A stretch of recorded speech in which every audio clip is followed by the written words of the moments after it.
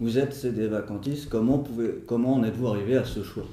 Ce que vous appelez sédévacantisme, c'est ce qu'autrefois on appelait le catholicisme, figurez-vous, et que nous appelons nous toujours les catholiques, dinanunacum, catholicisme. Je n'ajoute rien à la foi, je ne retire rien à la foi. Ce sont les lefévristes et les conciliaires qui rajoutent, qui rajoutent leurs hérésies. Nous n'ajoutons rien. Le sédévacantisme, ça n'existe pas, c'est un constat. On constate que l'individu qui veut se faire passer pour Saint-Pierre est un clown. Bon, c'est un constat. Voilà. Il pose avec un nez rouge. C'est un clown. Bon. Ah, si on ajoute à cela toutes les hérésies grotesques, j'ai inventé un mot, hein, les bergoleries. Bon, voilà. Donc si on ajoute toutes les bergoleries de l'intéressé, on s'aperçoit qu'on a rigolo. Alors comment j'en arrive là? C'est fort simple. Alors humainement parlant, j'ai eu la chance aussi de faire les bonnes rencontres, parce que ça compte dans une vie de faire les bonnes rencontres. Hein. De faire le tri entre les individus, entre les gens. Mais d'un point de vue doctrinal, le constat il est implacable. Lorsqu'un pape enseigne en matière de foi et de mœurs, il ne peut pas professer d'hérésie. Depuis Vatican II, on constate que dans l'enseignement en matière de foi et de mœurs, il y a des hérésies.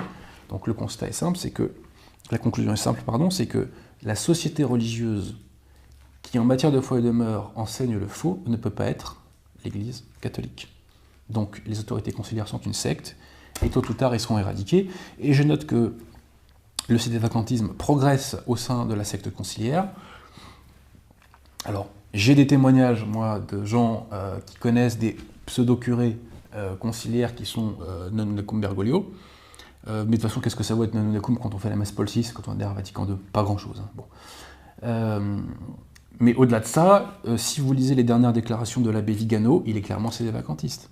Il appelle Bergoglio, il appelle Jean XXIII Roncalli, il dit qu'il faut revenir sur Vatican II. Alors il n'a pas tout capté encore, puisque dans sa tête, il y a une espèce de confusion encore entre la secte conciliaire et l'Église catholique. Dans certains textes, il fait le distinguo, dans d'autres, il ne le fait pas. Mais on voit que ça progresse, on voit qu'il a des grâces en ce moment. Récemment, Athanasius Schneider, qui croit être évêque, a fait un texte pour dire que les catholiques et les musulmans n'adoraient pas le même Dieu. Or, dans Lumen Gentium, il y a cette hérésie selon laquelle catholiques et musulmans adorent le même Dieu. Donc Schneider, qui est officiellement évêque chez les conciliaires, conteste une des, entre guillemets, avancées de Vatican II. Donc on voit bien que ça progresse quand même. Pendant que le sédévacantisme progresse au sein de la secte conciliaire, en revanche, les lefévristes se ramollissent de plus en plus. C'est une catastrophe, mais on ne va pas trop tirer sur l'ambulance. J'ai déjà trop fait. Pour vous, ceux qui sont catholiques conciliaires ne sont pas tout à fait catholiques. Ils ne sont pas catholiques du tout. Vous savez, c'est pas de moi ça. Moi, je n'ai aucune opinion personnelle en matière de théologie. Je suis un perroquet, je répète ce que dit le magistère. Voilà. Quand on est hérétique, on est en dehors du corps mystique du Christ. Voilà. Et qu'est-ce que c'est un hérétique? C'est quelqu'un qui rejette n'importe quel point du dogme. Allez, puisqu'on y est là, on va faire une petite citation, si vous me laissez 5 petites secondes. Alors, hérésie, qu'est-ce qu'on va trouver au mot hérésie? Catéchisme de la doctrine chrétienne de Saint-Pédis, les hérétiques sont les baptisés qui s'obstinent à ne pas croire à quelque vérité révélée de Dieu et enseignée par l'Église. Tels sont les protestants. Mais il n'y a pas que les protestants. Hein. Ce qu'on appelle les orthodoxes, en vérité les schismatiques orientaux, sont aussi hérétiques. Donc ensuite, Léon XIII, Sapientiae Christianae, refusait de croire à une seule d'entre elles, donc une seule des vérités, hein, équivaut en soi à les rejeter toutes. Léon XIII, toujours satis cognitum, les ariens, les monatistes, les novatiens, les quartodécimens, je ne les connaissais pas eux, les autrichiens, n'avaient assurément pas abandonné la doctrine catholique tout entière, mais seulement telle ou telle partie. Et pourtant, qui ne sait qu'ils ont été déclarés hérétiques et rejetés du sein de l'Église. Rien ne saurait être plus dangereux que ces hérétiques qui, conservant en tout le reste l'intégrité de la doctrine, par un seul mot comme une goutte de venin, corrompent la pureté de la simplicité de la foi que nous avons reçue de la tradition dominicale puis apostolique. Un seul mot peut faire de vous un hérétique. Or, les conciliaires adhèrent à des dizaines d'hérésies, et les lefévristes adhèrent à des principes schismatiques et gallicans. Dans leur fort externe, ils sont en dehors de l'Église.